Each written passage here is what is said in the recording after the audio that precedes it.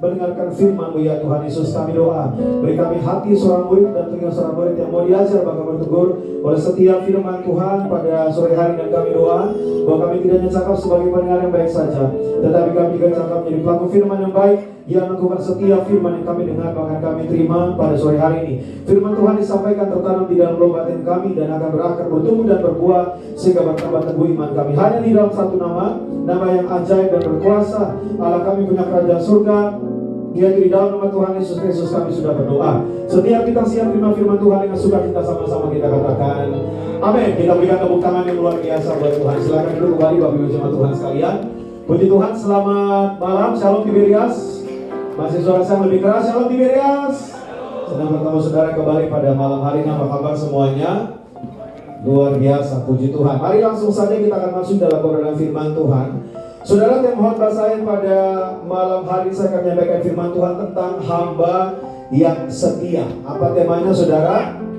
Hamba yang setia. Mari saya mengajak Bapak Ibu Saudara, kita membuka Alkitab kita di dalam kitab Injil Matius pada pasalnya yang ke-24. Kita akan membaca dari ayatnya yang ke-45 sampai dengan ayatnya yang ke-51. Matius pada pasal yang ke-24 ayat 45 sampai dengan ayat yang ke-51. Kalau saudara sudah di sana, sekali lagi saya jemput kita bangkit berdiri. Kita akan membaca firman Tuhan secara bergantian.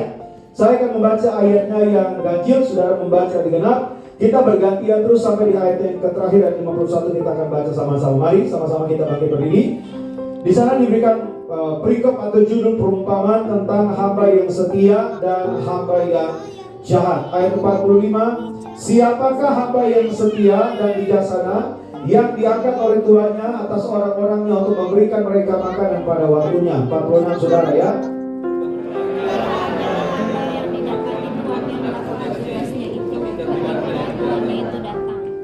Aku berkata kepadamu, sesungguhnya tuannya itu akan mengangkat dia menjadi pengawal segala miliknya. 48 saudara.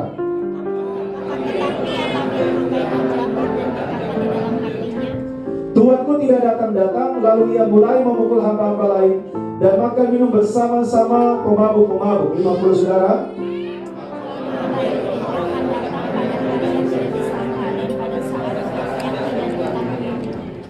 satu bersama-sama 32 ya. Dan akan membunuh dia dan membuat dia senasib dengan orang-orang munafik. Di sanalah akan terdapat ratapan dan kertakan gigi. Sama-sama bilang amin. Silakan duduk kembali Bapak Ibu jemaat Tuhan sekalian. Diberkatilah setiap kita merenungkan firman Tuhan siang dan malam. Tentunya juga setiap kita menjadi pelaku firman Tuhan. Amin. Saudara, pada zaman Yesus berbicara tentang perbudakan di dalam masyarakat Yahudi itu merupakan kenyataan sosial biasa-biasa saja. Makanya saudara bisa menemukan banyak sekali kata hamba di dalam perikop-perikop di dalam Alkitab. Tapi tahukah saudara, berbicara tentang hamba-hamba orang Yahudi pada waktu itu tidak selalu mereka berkedudukan rendah.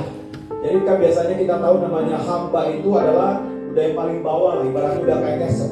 Tapi ternyata tadi kita melihat pada ayat 47, di sana dicatat bahwa seorang hamba yang setia dan bijaksana bahkan diangkat dan dipercaya untuk mengurus kekayaan tuannya.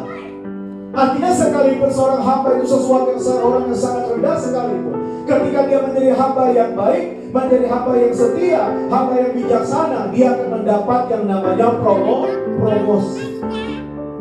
Nah, tapi kita baca bersama-sama di dalam Matius pada pasal yang ke-24.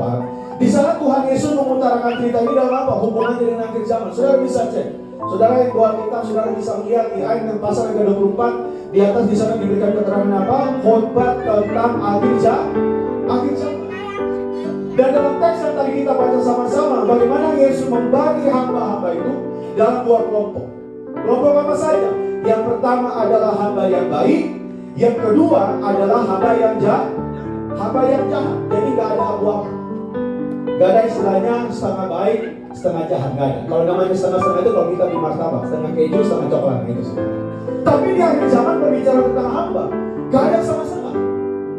Karena kita katakan apa? Yang kudus akan semakin kudus, maka yang jahat akan semakin apa? Jahat. Dan dalam pandangan Allah, manusia itu juga hanya terdiri dari dua kelompok. Yang pertama mereka yang baik dan yang jahat. Yang baik akan selamat, yang jahat akan binasa. Yang baik selamat masuk surga, sedangkan yang jahat binasa akan masuk apa? Neraka. Bahkan ketika Tuhan mengecap jemaat di Laodikia dalam kitab Wahyu, dikatakan apa? Jangan kau suam-suam. Kenapa? Mereka tidak dingin, tidak panas. Dan dalam Matius 7 juga dikatakan apa? Hanya ada dua jalan, lebar dan sempit. Saudara ingat lagunya? Di dalam dunia ada dua jalan, lebar dan sempit. Mana kau pilih? Yang lebar api, jiwamu mati. Tapi yang sempit, Tuhan berkati. Amin, saudara. Boleh kita berikan tepuk tangan yang luar biasa buat Tuhan. Saya yakin setiap kita tuh punya kerinduan bersama seperti Yesus. Bahkan kita bernyanyi, "Ku mau sepertimu Yesus, disempurnakan selalu." Kenapa? Kita kagum akan kehidupan Yesus yang luar biasa sampai bisa menyanyi. Kita kagum akan keikhlasannya, akan ketulusannya, belas kasihannya, kelemah lembutannya, kemurahannya, bahkan sifat-sifat yang lain, bahkan apa? Kuasanya. Kita ingin hidup sama seperti Yesus dalam hal tersebut. Tetapi saudara tahukah bahwa kesaksian Tuhan Yesus menyatakan Ia datang ke dunia untuk melayani. Kita baca sama-sama dalam Lukas 22 ayat 27. Kita baca yuk, 3, 2, ya. Sebab siapakah yang lebih besar, yang duduk makan atau yang melayani? Bukankah dia yang duduk makan? Tetapi aku ada di tengah-tengah kamu sebagai apa? Pelayan. Yesus bilang, aku ada di tengah-tengah kamu sebagai pelayan. Apa tugas seorang pelayan? Dia untuk melayani. Kita lihat lagi di dalam Markus 10 ayat 45 dikatakan apa? Karena anak manusia juga datang bukan untuk dilayani, melainkan untuk melayani dan untuk memberikan nyawanya menjadi tebusan bagi banyak orang. Jadi kalau kita katakan kita bersama seperti Yesus, kita hidup dalam kekudusan, orang yang murah hati dan lain-lain, kita tidak bisa mengabaikan. Kalau kita mau sama seperti Yesus, saudara dan saya, kita juga harus mengambil bagian di dalam keserupaannya. Untuk apa? Mau melayani. Untuk bisa melayani saudara dan saya, kita harus menjadi seorang. Nah, kata hamba itu berasal dari kata servant atau slave. Dalam perjanjian baru, bahasa Yunani menggunakan kata doulos. Doulos itu artinya apa, saudara? Seorang yang sama sekali tidak punya kepentingan diri sendiri. Seorang yang punya ketaatan penuh kerendahan hati. Dia hanya bisa berkata, dia hanya bisa bertindak atas nama Tuhan. Dia nggak bisa melarang. Dia nggak bisa ngomong sendiri, dia nggak bisa melakukan sesuatu dengan keinginan sendiri. Semua tergantung dari Tuhan. Kalau Tuhan yang bilang kamu jangan apa-apain, nggak boleh kamu-apain. Itu namanya hamba. Dalam perjanjian lama, bahasa Ibrani menggunakan kata ebed. Artinya apa, saudara? Seorang yang bekerja untuk keperluan orang lain, untuk melaksanakan kehendak orang lain. Nah, kita sadar kita sudah di akhir zaman. Saudara dan saya, kita harus menjadi hamba. Tetapi hamba seperti apa itu? Kita harus menjadi hamba-hamba yang baik. Nah, mari sama-sama kita belajar apa yang firman Tuhan ajarkan saudara dan saya untuk kita menjadi hamba-hamba yang baik. Saudara siap menjadi hamba yang baik, amin? Mau sama seperti Yesus, amin? Yang sama seperti Yesus, ayo semangat. Boleh lambaikan tangannya saudara sore hari ini. Mari kita berikan tepuk tangan yang luar biasa buat Tuhan Yesus. Yang pertama, hamba yang setia itu siapa? Seorang yang tidak punya hak atas dirinya. Seorang yang tidak punya hak atas dirinya. Sama-sama kita baca 1 Korintus 6 ayat ke-20. 3, 2, iya. Sebab kamu telah dibeli dan harganya telah lunas dibayar. Karena itu muliakanlah Allah dengan apa? Tubuh. Artinya apa, saudara? Seorang hamba itu dia tidak punya wewenang lagi atas dirinya. Sebab apa? Dia sudah dibeli. Karena itulah resiko sebagai seorang hamba, sebagai seorang budak. Artinya dia memiliki tuan, punya majikan, tuannya menjual dia kepada yang lain, orang lain. Dan mau nggak mau dia menjadi budak, menjadi hamba dari majikan yang baru itu. Demikian juga saudara dan saya. Tadi dulunya sebelum kita percaya Yesus, sebelum kita bertobat, kita menjadi hamba dosa. Budak apa? Budak dosa. Tetapi ketika Yesus membayar kita dengan harga yang mahal, kita beroleh, kita pindah. Kita menjadi hamba Kristus. Dan ingat, hidup kita bukan milik kita lagi. Apalagi tadi saudara mendengar suara gembala dibacakan oleh Roy Siti dan bahwa kemana sidang ingatkan bahwa hidup kita itu adalah milik Tuhan Yesus. Karena kita sudah dibayar dengan harga yang mahal. Jadi hidup kita itu adalah milik Tuhan Yesus. Coba saudara bayangkan demikian. Saudara kan, saya lihat saudara mungkin banyak suka belanja online. Itu biasanya itu kurir itu kadang-kadang suka bikin kita terkejut. Mungkin saudara lagi makan di dapur, atau mungkin saudara lagi masak, atau lagi di kamar, tiba-tiba pakai dengan semangat, bentar lah. Gitu pas keluar ternyata tetangga sebelah, ya lagi pakai, bentar bang, makan dulu bentar. Pas keluar ternyata tetangga sebelah, pakainya. Saudara bayangkan ketika saudara mungkin melihat di toko online ada mungkin satu barang atau mungkin baju lah apa segala macam saudara membeli. Saudara lihat penampakannya, fotonya itu begitu bagus sekali, saudara membeli, spesifikasinya juga wah luar biasa. Saudara bayar dan akhirnya udah beberapa lama pakai saudara. Ketika saudara membuka pakai saudara, ternyata saudara begitu lihat saja. Apa yang dilihat di mata, di depan mata itu ternyata berbeda dengan kita. Perasaan saya beli modelnya nggak kayak gini. Kenapa jadi hari kayak gini? Karena seperti itu sekarang. Itu baru lihat penampakan. Ketika saudara mulai memeriksa di dalam lagi, ternyata bahwa ini barang murah ini. Saudara mengecek lagi spesifikasinya, wah, kok tidak sesuai dengan apa yang tercantumkan. Dan saudara akan mulai menilai, ini barang murah. Saudara merasa rugi kan? Saudara sudah bayar mahal, ternyata barang yang datang itu barang murah. Saudara menyesal? Menyesal. Kecewa nggak saudara? Saudara bisa kecewa. Nah sekarang coba saudara bayangkan. Dengan perubahan itu saudara bayangkan bagaimana perasaan Tuhan Yesus ketika melihat cara kita menjalani hidup ini. Alkitab katakan dia membayar kita itu dengan harga yang mahal. Artinya Yesus menganggap kita itu berharga, kita itu mahal. Tetapi pertanyaan sebaliknya, apakah kita benar-benar layak untuk dibeli dengan harga yang mahal seperti yang Yesus sudah bayar? Apakah cara kita membangun kehidupan kita ini, diri kita ini sama berharganya? Sama seperti Yesus memandang kita? Apakah kita menghargai diri kita sama seperti Yesus menghargai kita? Atau jangan-jangan kita tahu kita dibayar dengan harga yang mahal, tetapi kita menjalani kehidupan kita dengan cara-cara yang murah? Kita hidup suka-suka kita. Kita hidup di dalam dosa. Kita hidup dalam kenajisan. Segala macam, saudara. Kita hidup di dalam dosa. Yesus membayar kita dengan harga yang mahal. Ternyata kita menjalani hidup kita dengan cara-cara mahal. Jadi kalau kita sadar kita itu mahal, berharga, saudara, jangan kita menjadi orang yang minder. Pekerjaan kita mungkin biasa saja dibandingkan dengan orang membanding kita, pekerjaan itu biasa-biasa aja. Tetapi ingat, di mata Tuhan itu kita itu sangat berharga. Amin. Sama-sama bilang, saya berharga. Sama-sama bilang, saya mahal. Amin. Nah, firman Tuhan mengatakan seperti itu, bahwa kita itu sudah dibeli dengan harga yang mahal. Maka dari itu saya dorong bagi firman Tuhan kita di tempat ini. Buktikan bahwa hidup kita itu berharga. Buktikan bahwa hidup kita itu layak ditebus dengan harga yang mahal. Jadi jangan kita hidup seenaknya saja, suka-sukanya kita saja. Kayak lagu, saudara, suka-sukamu Tuhan, bukan suka-sukamu kita. Tadi ukurannya firman Tuhan katakan apa? Kita sudah dibeli dengan harga lunas dibayar, maka dari itu muliakanlah Allah dengan tubuh. Jadi pertanyaannya bahwa perkataan kita ini memuliakan Tuhan atau tidak? Pekerjaan kita ini memuliakan Tuhan atau tidak? Apa yang kita perbuat ini memuliakan Tuhan atau tidak, saudara?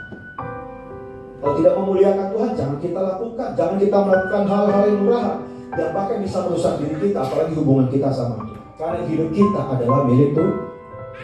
Yang kedua, hamba yang setia itu siapa? Seorang pekerja, seorang pelayan. Kita baca sama-sama Matius 24 ayatnya 46. Kita baca 3, 2, ya. Berbahagialah hamba yang didapati tuannya melakukan tugasnya itu ketika tuannya itu datang.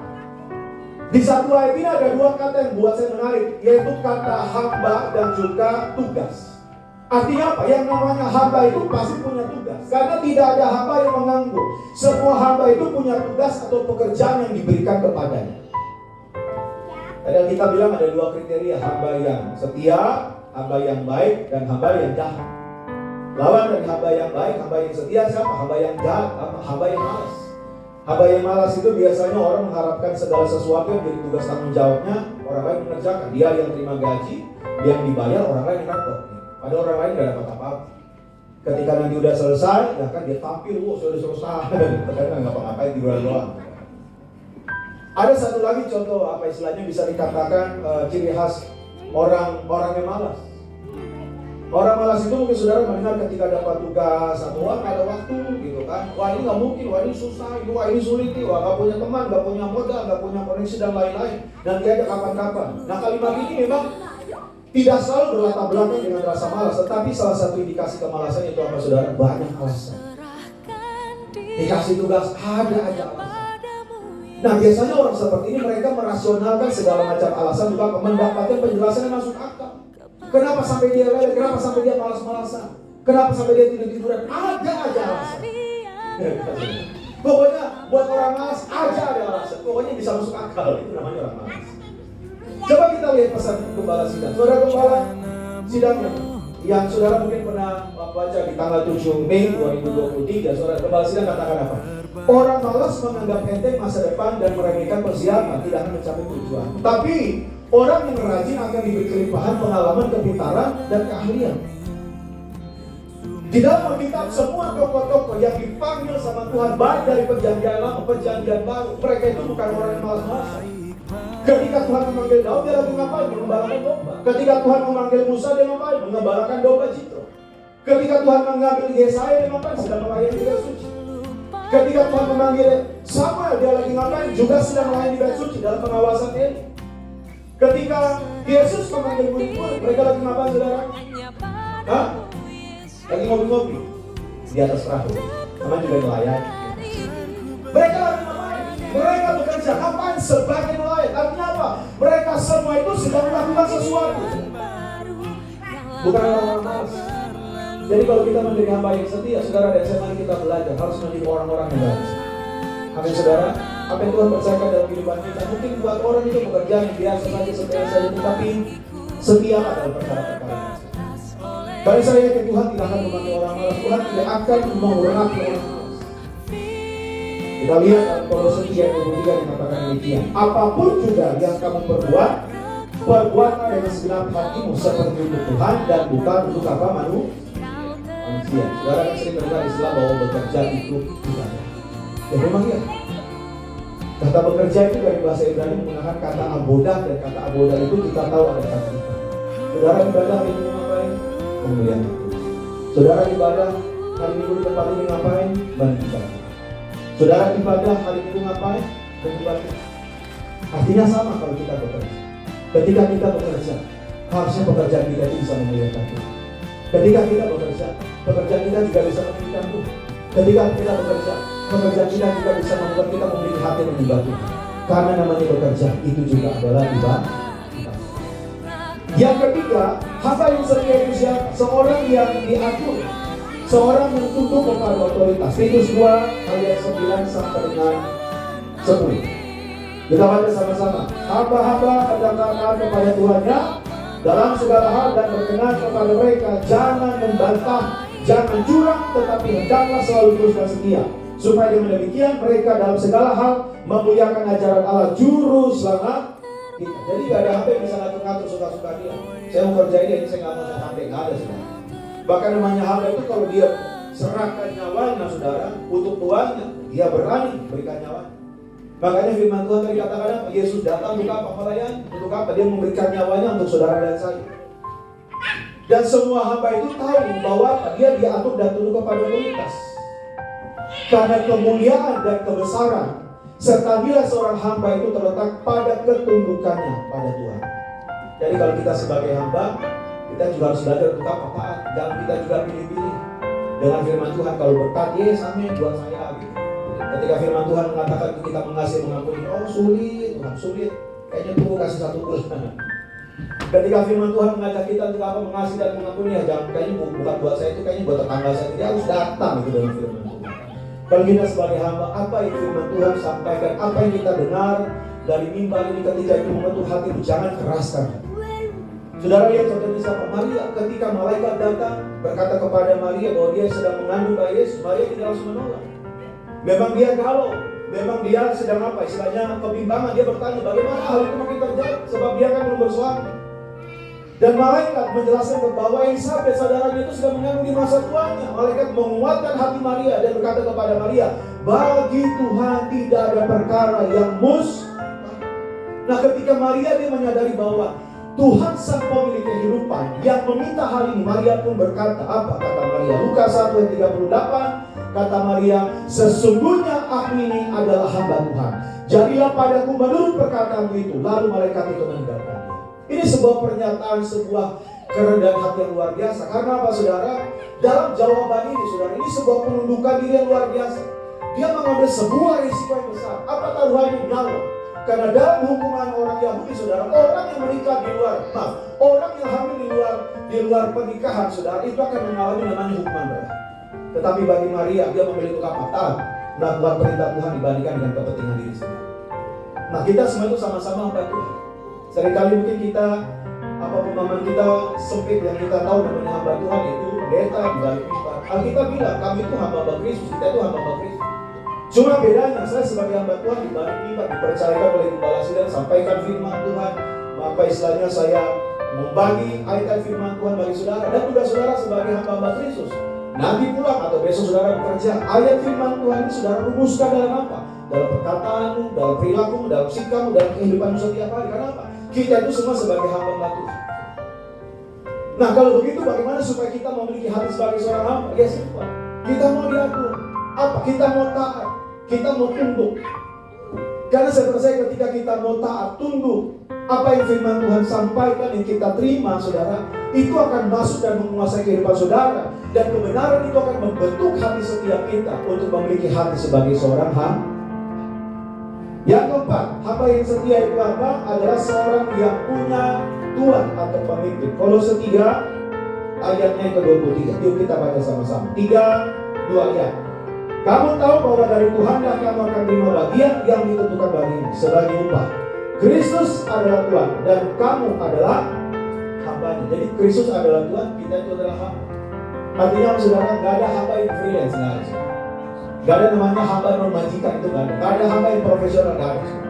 Karena kita mengaku hamba tanpa menundukkan diri kepada kepemimpinan atau otoritas, itu sama saja kita sedang melayani ego, kita sedang melayani kehendak, dan kita sedang melayani apa saudara? Ya diri kita sendiri. Apalagi kita sedang ada dalam keadaan perjanjian baru. Perjanjian baru saudara dibawa dan apa saudara pengembalaan. Orang tidak mau dipimpin, orang tidak mau digembalakan itu bukanlah seorang hamba. Apalagi di dunia ini ada 3 kehendak yang sedang bekerja apa saja. Ada namanya kehendak Allah, kehendak setan, dan kehendak manusia. Nah, seringkali kita dikecaukan, seringkali ini sebagai tantangan yang paling berat bahwa kita menghadapi dengan kehendak diri kita sendiri, kehendak kita sendiri. Maka dari ini firman Tuhan katakan kita harus mematikan keinginan daging. Firman Tuhan katakan apa? Kalau mau ikut Taurat kita harus sangkal diri, kita harus mau pikul salib. Jadi artinya mari Bapak Ibu jemaat Tuhan, saya dorong setiap kita sudah ibadah di Tiberias, mari sama-sama kita dedikasikan diri kita untuk beribadah setia di Tiberias. Dedikasikan diri kita berjemaat di Tiberias. Dedikasikan diri kita untuk apa? Melayani di Tiberias di bawah kepemimpinan pengembalaan Ibu Pendeta Dagna di Pariasi. Itu sebagai gambaran saudara dan saya, kita mau menjadi hamba-hamba yang setia. Yang kelima, yang terakhir, saya teman-teman komposisi boleh maju ke depan. Siapa hamba yang setia adalah mereka yang akan menerima penghargaan. Matius 24 ayat 45 sampai 47. Kita baca sama-sama. 3, 2, ya.